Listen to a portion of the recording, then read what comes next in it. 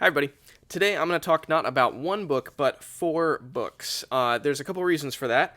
The first and most honest reason is that I'm really behind on my review backlog, and I need to make some progress. But also, maybe more profoundly than that, all 4 of these books, though they're very different subject matter, they all were similar to me in tone and spirit and encouragement and readability. They all hit the same kind of level. There's a certain level of reading style that is encouraging and easy and timely, and all 4 of these books just kind of hit that same style and tone for me. It's a little hard to describe, but I wanted to highlight them all together, and because they're all of different subject matter but same kind of readability level, I thought it could be fun to talk through them and maybe encourage you to check one or multiple ones out.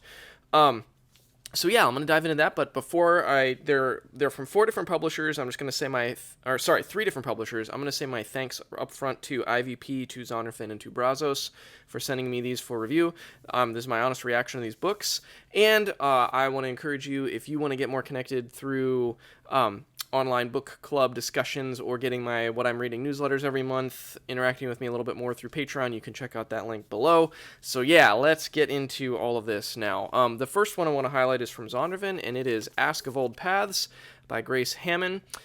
This is a really warm and wonderful to read experience guiding the reader through medieval virtues and vices. That might seem like a kind of an interesting topic for our time, but I feel like it's getting a little bit of a comeback. Like the virtue language makes me think of Elizabeth Oldfeld's book, Fully Alive, that came out last year. Jen Pollock Michelle's also written a good bit on the virtues.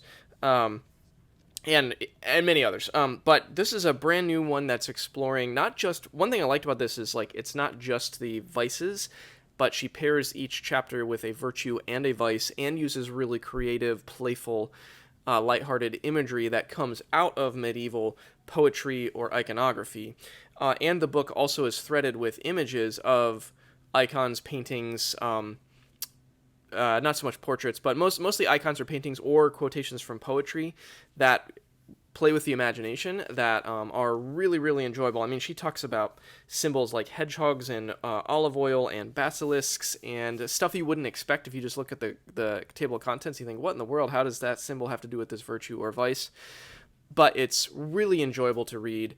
Also, her research is... I usually try to highlight research, and her research is excellent. For being such an approachable book, her level of research is very high. There's kind of an asymmetrical relationship there because she quotes directly from many medieval sources and even translates some of the Middle English that's hard to read if you're not used to that. She translates that into approachable English, so she's very, very well versed in the medieval sources and brings that into this very approachable, conversational, inviting book to explore virtue and vice kind of language from another time, to apply it to what a lot of us are wrestling with in our own culture. And I think what she does really well in this book is expand and deepen our vocabulary for even understanding what is a good... What are more words we can use for explaining the riches of a good life or a not so good life.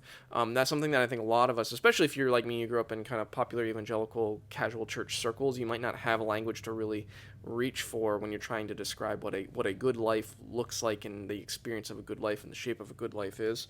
And she does a really good job with that in Ask of Old Paths.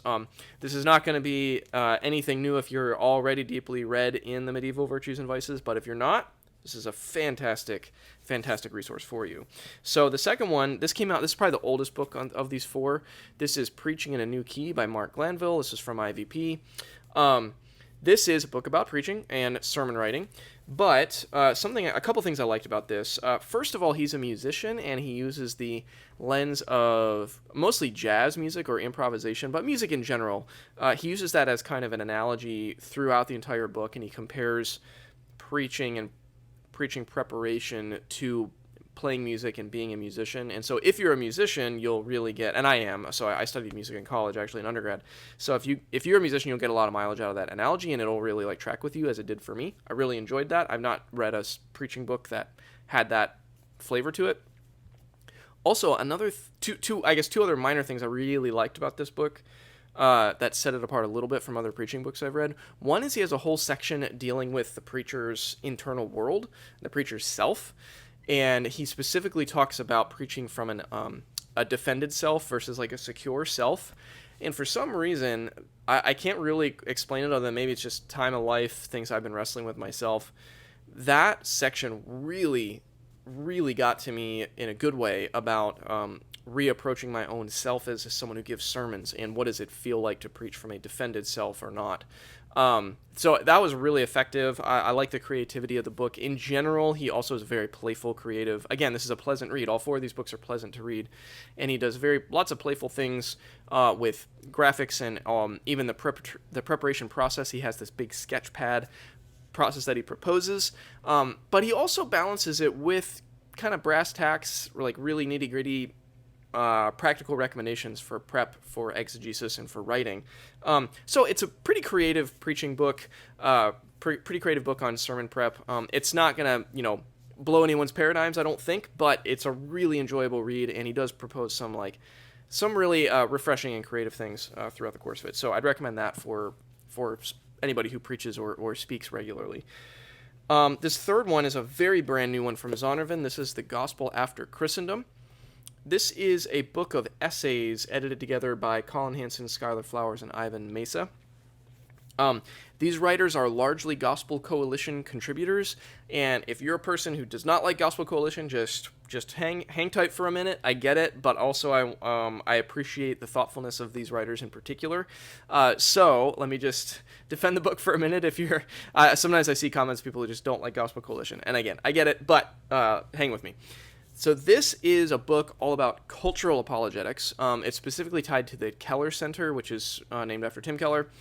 And what this book is an exploration through short chapters that are essays from all different contributors about what exactly is cultural apologetics, what's the posture of someone engaging in cultural apologetics, how do you engage in it practically, where do you engage in it in the church versus in your own life and in your own neighborhood.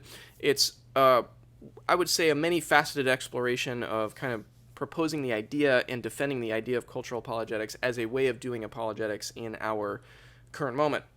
Now, the reason I was interested in this book is mostly because I am a big proponent of more of a cultural apologetics approach, as opposed to an evidentiary or propositional apologetics.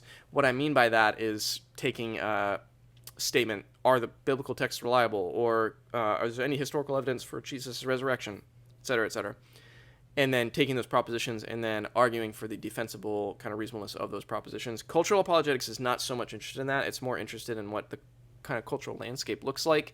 What are issues that people care about that are not Christian, like people, secular, post-Christian people, what issues do they care about, and how does the gospel or the scriptures speak into those issues already, and how can we kind of earn the right to be heard, so to speak, to use the Young Life phrase. More so than just jumping into propositions and specific defenses of particular ideas.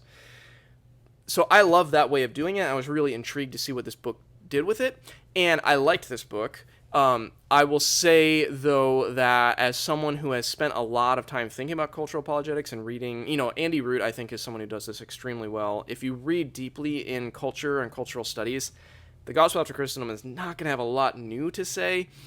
I will say that the chapters on the posture that a cultural apologist should have were in my opinion, the strongest and the most encouraging. They talk about having this balanced posture and being willing and confident, but also not being brazen and bullying.